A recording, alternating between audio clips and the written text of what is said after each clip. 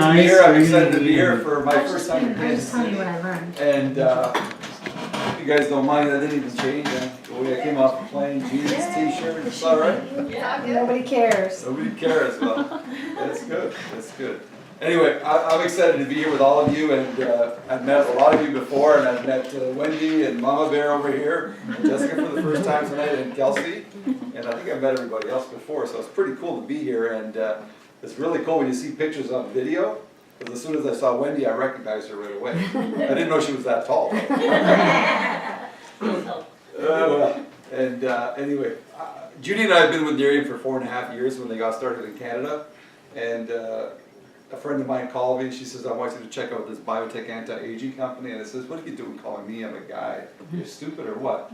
She said, you're a business person. You understand business. And I want you to check this out. And she said the most important thing. She says, park your ego at the door and look at the information for what it is and not for what you think it is. So she kind of put me in my place, and I'm glad that she did. And then I started thinking about it. You know, when you walk into the department stores, when you walk into the pharmacies, what do you walk into first? It's the whole beauty arena. And I just said to myself, okay, there's clues. But if you don't know what you don't know until you do know. And then when you do know, it's like, oh my God. And it's like the light bulb. Anybody have a light bulb moment? You know, and I had a light bulb moment. You know, so I just started thinking to myself, how can I?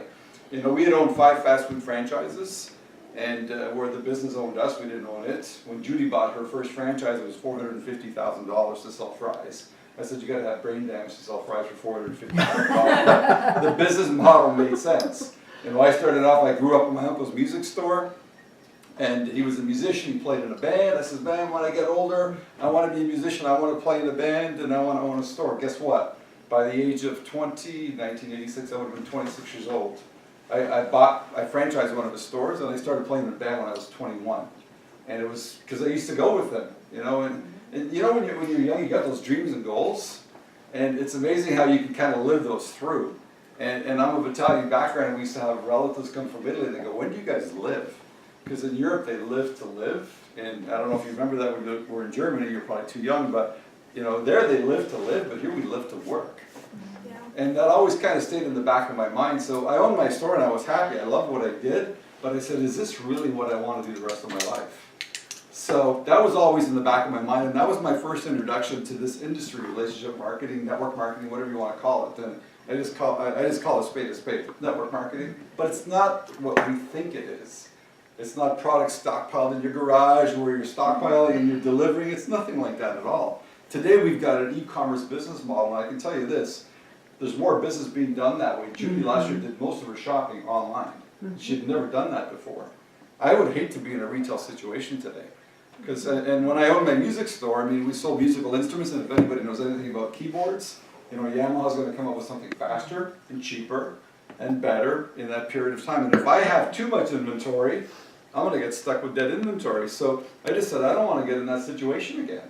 You know, and then we had the fast food franchises, which is totally different, where your business is being run by teenagers.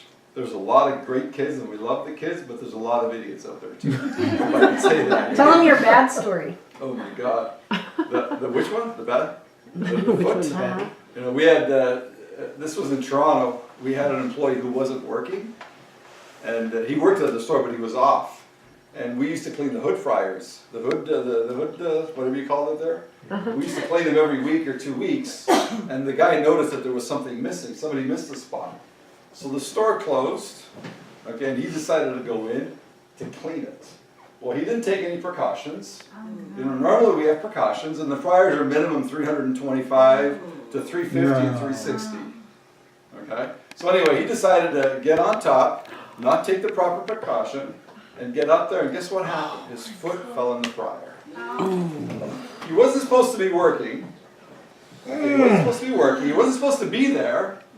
But guess what? When you're an owner of a business, you're responsible 100%.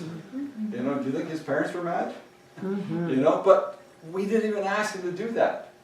You know, and this is actually before I had met Judy, because she owned 3 before I met her. And then we bought a couple more together. We moved to Montreal. I moved to Montreal for love and all that stuff, you know. And if she was here, I would say it the same way, so she wouldn't be bothered by that. I think most of you know Judy, and she wouldn't be bothered by that. But, you know, that's the kind of stuff that can happen in business.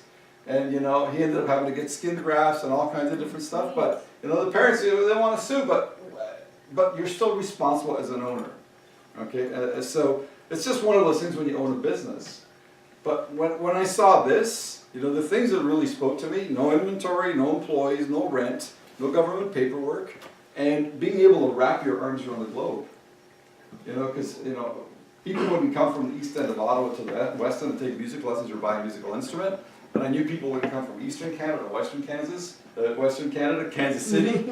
You know, they wouldn't come from Europe, they wouldn't come from Asia. But here we have the ability to really wrap our arms, and that just stuck with me. And I just said to myself, do I want to exist doing what I'm doing? And I could have existed. I would have made a good living, you know? And everybody always wants to talk to the owner. I want a better deal, I want a better deal, you know? And then they introduced Sunday shopping, and that was the kicker for me, because Sunday was just nice, sit back, relax, do nothing, and just chill. But then I don't mind Sunday shopping for Christmas time, but that's when they introduced it all, so that was just a whole different thing, and I was just struggling with it. And my dad says, you're crazy to want to sell the store. I just said, Dad, I can't. Not that I can't, I mean, I could have existed, but I knew there was more. And you know, sometimes you meander, and you course correct, and I don't know if anybody else has ever done that, but I have. You know, so we found Miriam 4.5 years ago, and when my friend called me, I just, like I told you before, but then we started doing our homework, and I said, this is pretty interesting. And then we weren't even signed up when we went to St. Louis. That was our first conference. But we weren't even brand partners because Canada wasn't open, but we wanted to check it out. So we went there, and just seeing the people happy, that was huge. Talking to people that, you know, had no experience in this industry, they got their cars, they were getting free product, people were freely talking, and there was something different about Miriam. And that really, really struck us. And I can tell you this, Judy and I have done some other companies before, and we were with a video streaming company 10 years ago. They were like 10 years too early. And we continued to get a residual income for a few years after, but one of the owners was caught with his hand in the cookie jar, and it just kind of screwed everything up. But we still collected on that, but Judy says, I don't want to do network marketing anymore. So we bought a traditional business. When we moved back to Montreal, we bought a telecom business. But we were sold a lot of things that weren't necessarily true. And we lost a lot of money. The moral of that story was that you can have a traditional business and lose a lot of money, and most people do. And when you can start a network marketing business for $1,000, $1,500, whatever it is, it's a lot of money, but it's not a lot of money. And it can really change your life.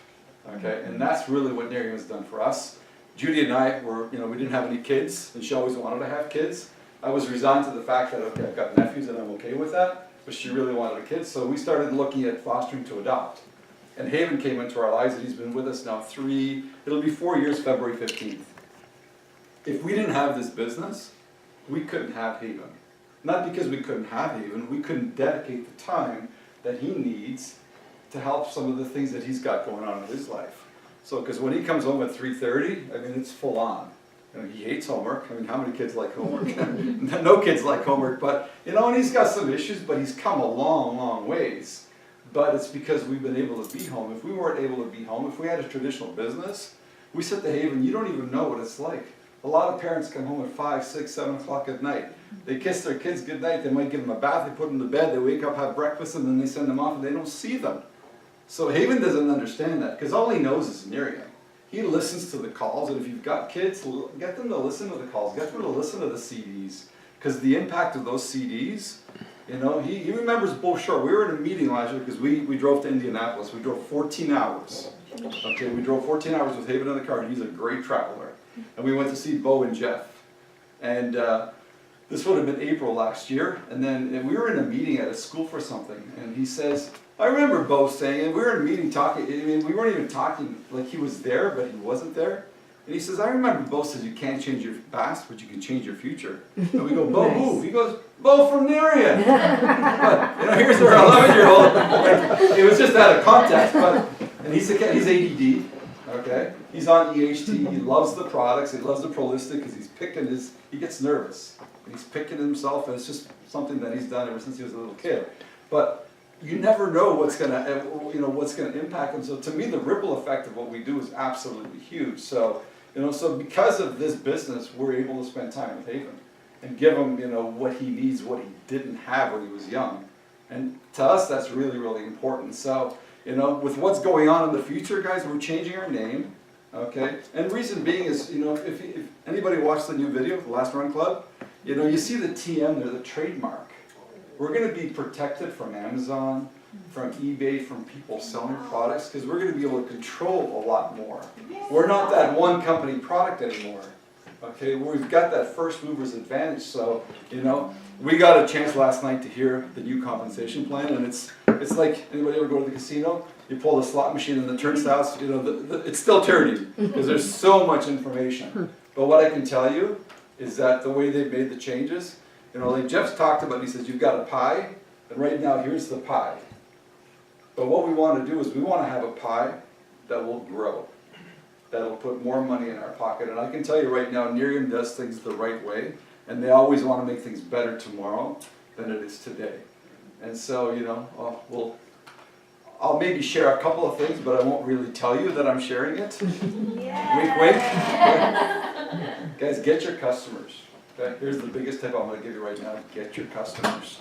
If you can get up to 9 customers and teach your teams to do that, you're going to be surprised at how much money can be on the table for you. Just getting customers. Okay, significant amounts of money that's going to be put on the table. So there's going to be, and like I said, we're still digesting the information, because I know I don't have it all. I know Mike and Tony. Mike and Tony and Jen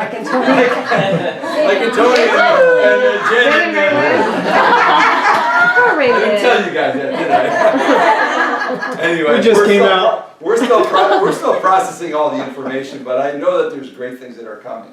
Okay, but the whole trademark thing is going to be huge, because now we control everything. Okay, so now when you watch the last run plug, you'll see the TM, the trademark, and that's absolutely huge. So we're at a position right now where we're just going to get bigger and bigger and bigger. And you know what? There's going to be some growing pains, but so what? Okay, and I love what Bo says. You know, how many no's is your dream worth? Okay, because this is about, you know, you guys achieving whatever your goals are about. And who's ever had a game plan from whoever, the game plan has not been about what we want from you, it's about what do you want this business to do for you. And I know as leaders, you know, Mike and Raylyn, Jen and Tony and myself and everybody else, we want to help you to get you to where you want to go. So, you know, I like watching this video because it kind of stresses everything. You know, when's the last time somebody watched this video? More than a month ago? 2 months ago? Yeah, you watched it last week, awesome. But I'll tell you right now, there's people that don't watch them. So it's good to just kind of have a refresher, because there's a lot of things that they say in there that are so valid and so true. So, you know what, for the guests that are here tonight, and I know there's a couple of guests, just ask yourself with what you're doing. You know, I know Kelsey's very happy with what she does, and you can tell she's happy. But it's always good to have that side gig. Remember when we were young, we were told never stay in a stranger's house, never get in a car with a stranger. And what do we do today? We rent an Airbnb, Uber, Lyft, or whatever. Okay, no offense to anybody, but we just do that, and we don't even think about it. And by 2020, most people will have a side gig, and that's exactly what you can do. And with what the changes are in the compensation plan, there's going to be some really cool things. If you just want to market the products, go do it. Have fun with it. Don't get stressed out about getting brand partners. And if you want to build a business, there's going to be more money that's up for grabs. So, you know what? We're here to help and support. This is just the beginning of a fun 3 days. And I'm really glad that you guys took time out of your busy schedule to come. And you know, if you've got any questions, please fire away.